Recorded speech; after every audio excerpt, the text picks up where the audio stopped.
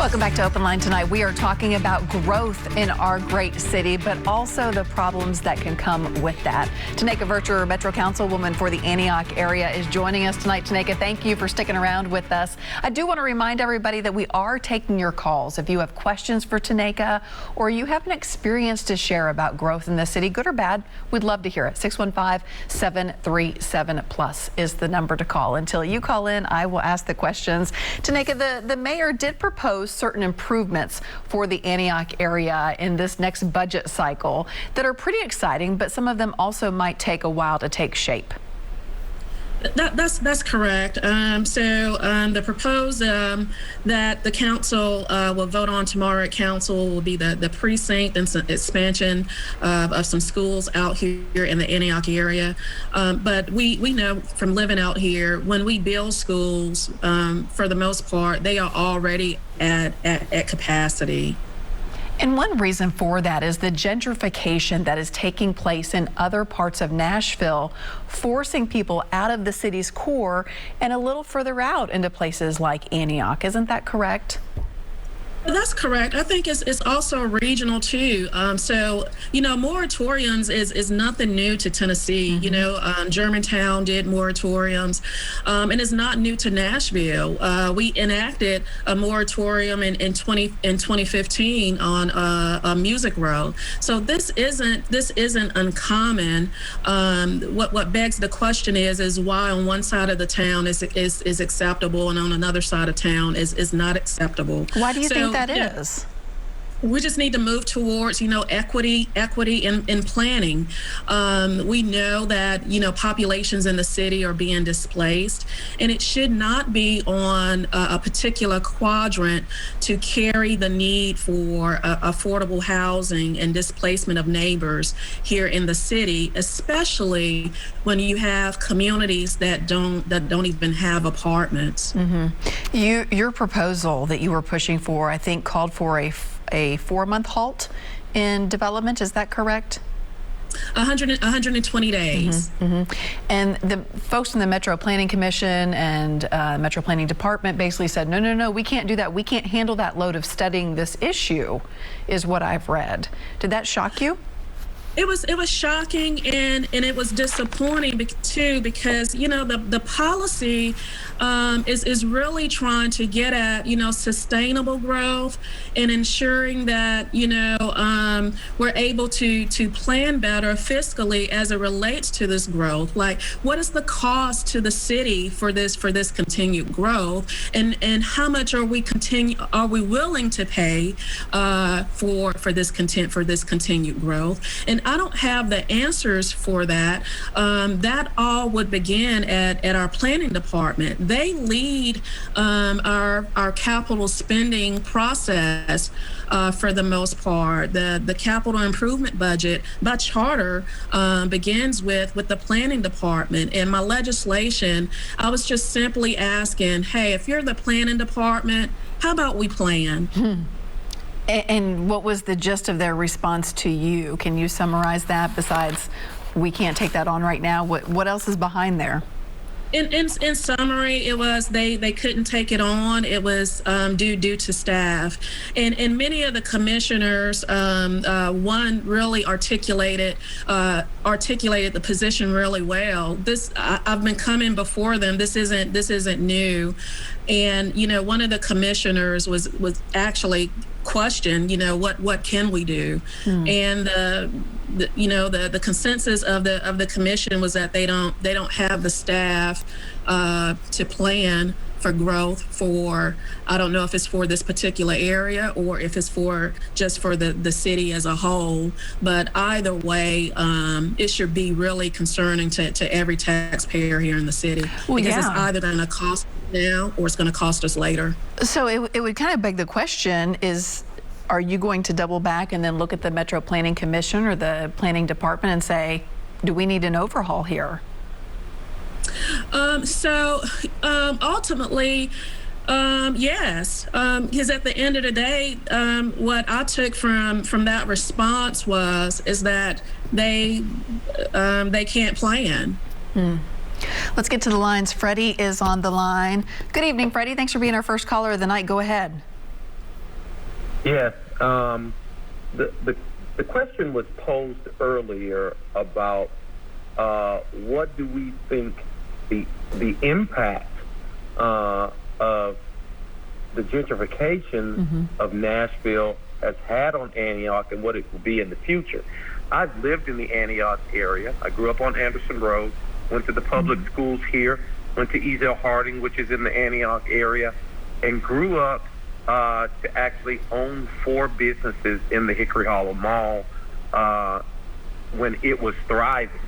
And I remember the gentrification of all those people from the public housing that normally didn't mix for whatever reason, all being put into Antioch together.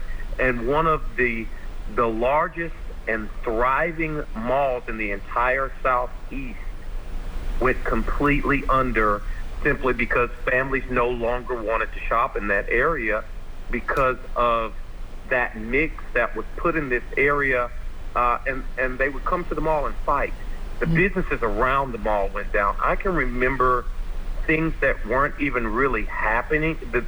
It got so bad that even some of the news reporting of things that were going on in the area was actually reported that it was happening at the mall, and it would be 2 miles from the mall, or things in this area that made our businesses suffer.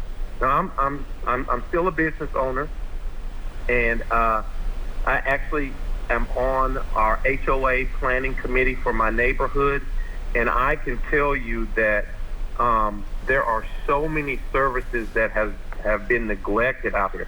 There have been busing routes that are completely been cut out in our area to where there's no longer an option. My wife works for the city, and her whole bus route for her to be able to even get to work on time was cut out as far as services to this area. So there is a lot of growth. The promise of the new outlet mall, which we don't know I see the roads being still built, but nothing actually coming up that in that area that's going to help the people that are living here. If anything, I see that it's going to hurt it as far as traffic and the congestion. I think a lot of that in the Planning Commission, Hickory Hollow Bell Road corridor that heads toward Nolensville Road has always had a lot of apartments. And at the time of the gentrification, they were older apartments, and they were willing to accept Section A and some of the lower pricing. So there were quite a few apartment complexes out here at that time that were not fully occupied. But the fact that how they occupied them, just the area of Antioch alone, when we have family that come from Seattle, even out of town, and they search the metro, Davidson County, surrounding areas. Antioch, which used to be a nice suburban family neighborhood, has gotten a very bad name. I grew up here. I spent my whole life in Antioch, and I placed my dollars and my time and my kids into this area, and I kind of feel a little bit abandoned by the city in that what all the tax dollars and all the revenue that came from this area, there was not more planning and time and funds put into a lot of tax dollars came out of this area. Put them back. Freddie, let me ask you this: as a resident, if you had a wish list of 2 things, what would be on that wish list? What would top it for your area? Just 2. Okay, I'll give you 3. Okay. Better transportation to the area, better policing in the area, and just a better overall development of the area. We don't need, in my opinion, and I've been a business owner, but there's a plethora of Mexican restaurants being allowed to come into the area. There's a plethora of that does not necessarily build up the area. I know there's a new Panda is coming, where there was a steakhouse there, but I just think what's being developed in the area should be a little more planned out. For this area just to fill up with restaurants and not more affordable housing or better policing or better transportation, it's not going to help us any. Yeah. That's not going to help us at all. Well, Freddie, we appreciate you calling in and your knowledge of the area too tonight. Thank you. You're welcome. All right. Tanaka, anything brought to mind as you were listening to Freddie? Oh, absolutely. So what he was talking about is just, what this legislation is trying to convey to our planning department and to my colleagues and to the city. It's about planning. We won't get that diversification in our housing stock, in our retail stock without planning. So his comments really resonated with the intent of the legislation. I just want to thank Freddie for calling in as an Antioch business owner. You have raised this issue now, and even though it was voted down in February, I think on the second reading, is that right? Correct. The issue has been raised. You have said, hey, we have an issue here. Do you think, or have you seen that open doors to some conversations and talk yet? So not for the city of Nashville. So currently there's been a few studies being conducted, and those are aesthetic studies. That's what the community already knows we want. We want shrubbery on our corridors.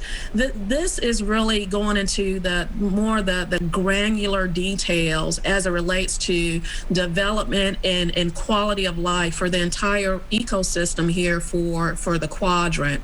What do we need? What resources do we need if we're bringing on 5,000 units for the area? How many more police is that? How many more schools is that? What's that cost to the water and sewer? So this is really drilling down to the impact of development for the area. And I'll say this, Carrie, this pay-to-play system, it really doesn't benefit the city at all. If the tornado and if the pandemic hasn't taught us anything, we know we need to plan. I mean, if we don't take away anything else from tornado and pandemic, we should be in planning sessions 101 yesterday.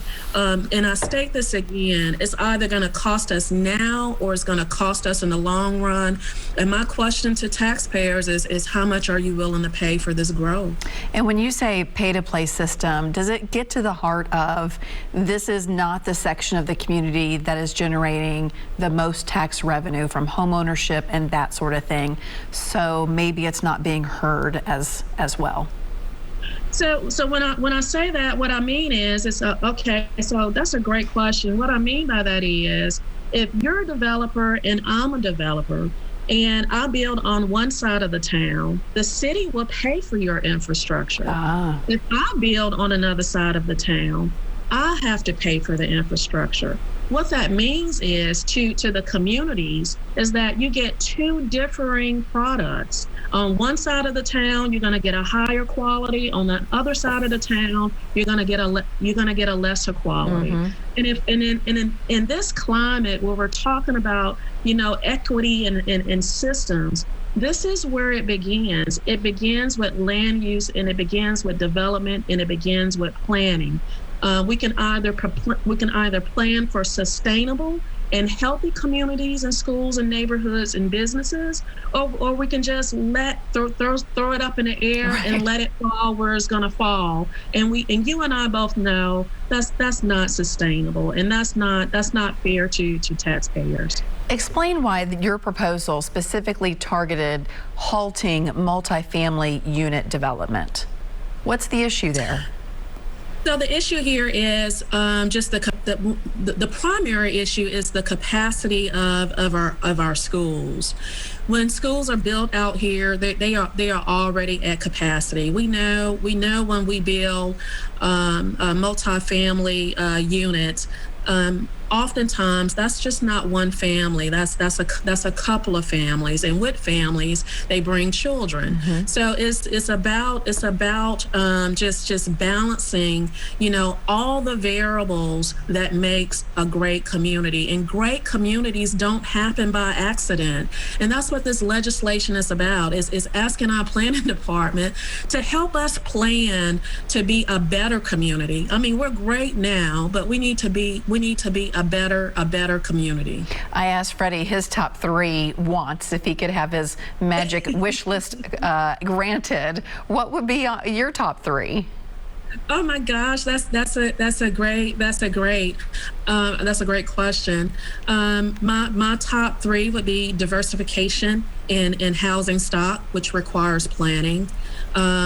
Impact on our infrastructure, what that cost is, where it should go, what areas in the quadrant is more better for higher density and so forth. Again, that's going to require planning. And ultimately getting our school capacity under control so that when we're building schools, they're not at capacity. At the end of the day, it's about putting resources back into the community so that we do have that increase in private dollars and that increase in diversification for housing stock. We are moving right through this hour, so we have to take another commercial break. Believe it or not. But I do invite you to call in during the commercial break. Let us know how you feel about growth in this city. 615-737+ is the number to call. We'll be back in a few minutes.